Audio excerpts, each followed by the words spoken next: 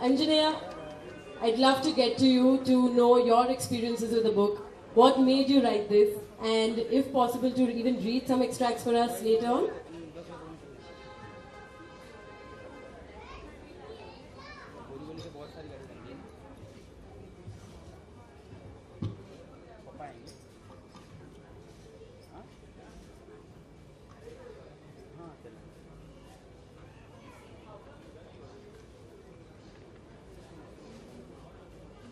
One thing probably nobody thought of while writing a book on parenting is how exactly do you go to your mother and say, okay, here, this is how you should parent me.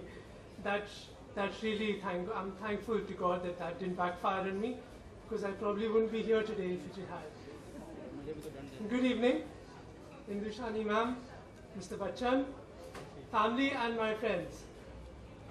It's a great honor for me to share this stage with such illustrious people as I present my book. The weeks of nausea and fear at the thought of giving this address led me to dive into my often neglected textbooks. Ma'am, you would have good reason to believe that I will do quite well in my ongoing boards this year.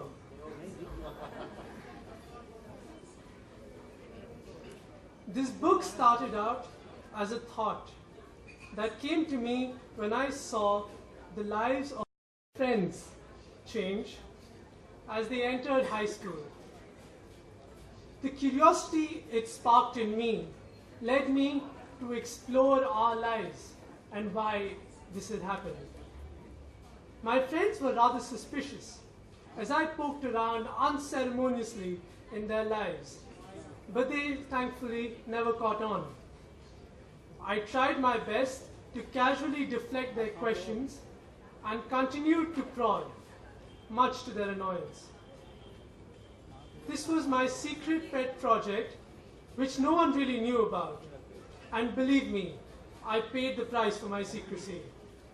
Trying to get 1,000 suspicious messages from my book, I would like to thank Mr. Bachchan once again for taking time out from his extremely hectic schedule and being here with us today.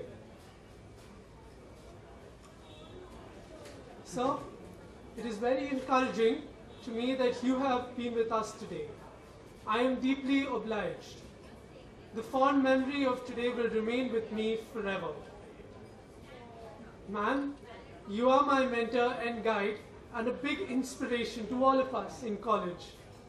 I look forward to your continued support and guidance in my endeavors. Thank you.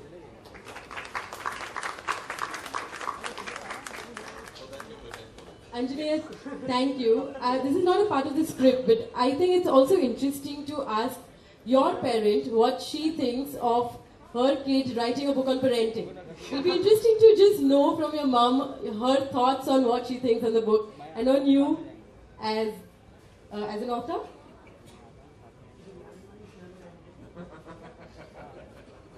Whatever Anjaneya may say, the inspiration being his friends and all that. But I think if you look at the first line in the book, it says, for any child, the first source of advice is usually the parents. The child doesn't know anyone else, he has no idea of the world and is naturally gullible. So I think somewhere I might have been some inspiration to him, good or bad, we don't know. But I won't. Okay. So I think that goes for every parent actually, for all the parents who are here and for all the teenagers who are here. I'm sure they acknowledge that to their parents, and all the parents know what a great responsibility they have. So thank you for all being here, and thank you Mr. Bachchan and Mrs. Sani. Thank you, Meenakshi. Mehul and Anjaneya's kind words, your experiences with regards to the book. I came back one hot summer from my college break and found my brother furiously typing away on the computer. When I asked him what he was up to, I received a very evasive reply. I figured it must be some school work and I put it out of my mind. But 1 week later, he was still typing. And not only that, he was asking me some very peculiar questions. Questions on parenting. Now, when your teenage brother suddenly asks you parenting questions, hundreds of scenarios run through your mind. And each scenario is worse than the previous one. I mean, the simplest one was maybe he was planning to write a debate on parenting. Then progressively, maybe he's giving mom a presentation on how parenting should be done. And finally, the most dreaded one of all, had he gotten a little too close to his girlfriend with accidental results. I was very liberated to find out that none of the above were true. Considering the ups and downs that this book has gone through, I think we can write a book now on the author's blues itself. But throughout the journey, we have still managed to come here today. They say that you should never judge a person until you have walked a mile in their shoes. Because if he gets angry, you're a mile away and you have his shoes. And even though parents have walked a mile in their children's shoes 20 or 30 years ago, most of them have forgotten what it was like. What a difference peer pressure can make. Why is it so important to follow the latest trend or the latest fashion? What it feels like to be overwhelmed by a constant stream of information. Is this realization that Anjali plans to highlight with his book. It's a fresh insight into the emotions that we've forgotten and the perspectives that we've lost.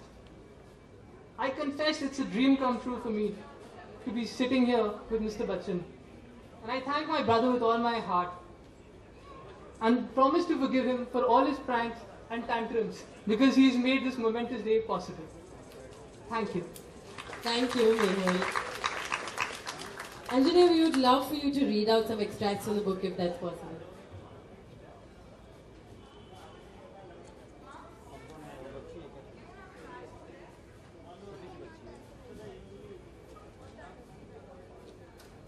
As Mr. Akash had said earlier,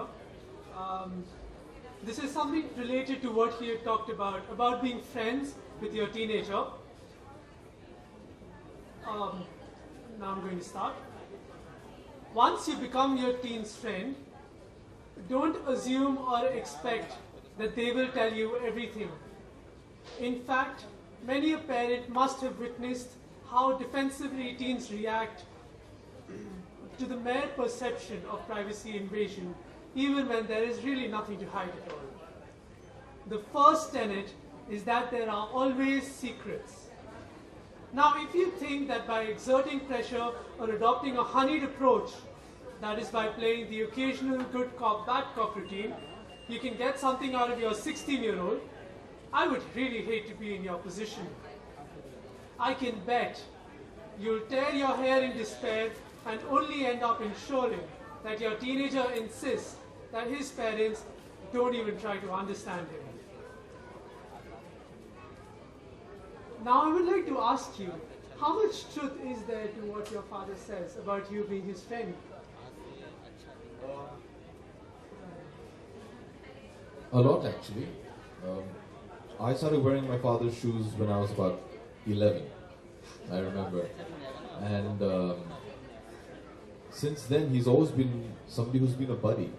You know, his idea of parenting was, and he said this to me at a very young age, is that I'll never hide anything from you. I will incorporate you in all my decisions, and I will always ask you your opinion. Your job is to make sure that your opinion is something I can listen to. And he always treated me as an equal, although we all knew we weren't as equals, but his behavior towards us, towards my sister and I, was always the same, and especially with me. I think, as everybody knows, fathers and daughters have a very special bond, and mothers and sons have a very special bond. So for my father, my sister is obviously the apple of his eye, but I was always his friend, and that's something I hope I can incorporate, you know, with Aradhya. And I think it has many benefits. Obviously, there's very less room for secrecy, as you just said.